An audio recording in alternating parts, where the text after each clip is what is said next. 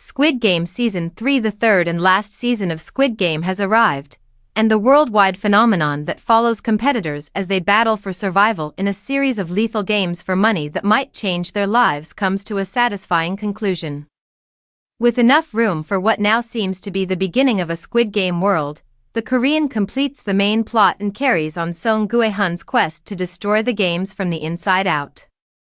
Squid Game S3 is a step up from the second season, which moved more slowly. More time is spent on the island where players are stranded and engaged in lethal activities, and the violence increases in a franchise that has never shied away from gloom. Though it lacks the first season's novelty, Squid Game S3 is nevertheless an improvement over the slow second season. Gi-hun is still in shock over the betrayal by a guy he believed to be on his side and his failed revolt. The front man, one of the season's greatest characters, is portrayed masterfully by Lee Byung-hun. A Bittersweet Life, I Saw the Devil, Terminator, Genesis. His function as the face, or mask, of the cruel games is contradicted by his tender moments as he looks after the games while his brother desperately looks for him. One character that exhibits genuine growth is him, and it has been fascinating to follow his evolution over the course of the series. As the violent nature of the games takes over and the corruption and greed in such an atmosphere threaten to take over, there are poignant times when characters in the games show some compassion but do not always get the prize they deserve. Squid Game has always explored what happens when individuals, both competitors and guards, are really in a difficult situation. What sets Squid Game S3 apart are the decisions made when survival is all but certain.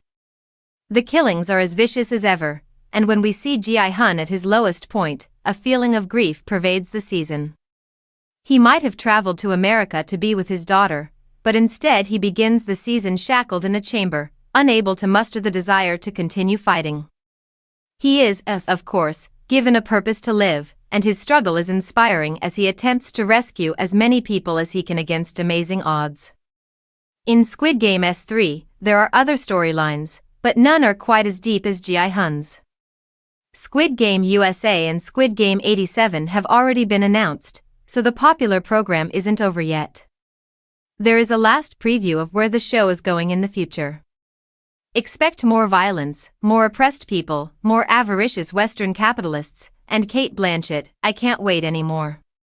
Squid Game S3 is a fantastic conclusion to what has been an incredible series, even if it falls short of the first season's success. The South Korean series complements tales like Battle Royale and Hunger Games, but it adds a unique twist to differentiate itself from similar endeavors. Despite my satisfaction with the tragic conclusion to his narrative, I am eager to see what else Seong Gi-hun, one of the greatest characters on television this decade, has in store.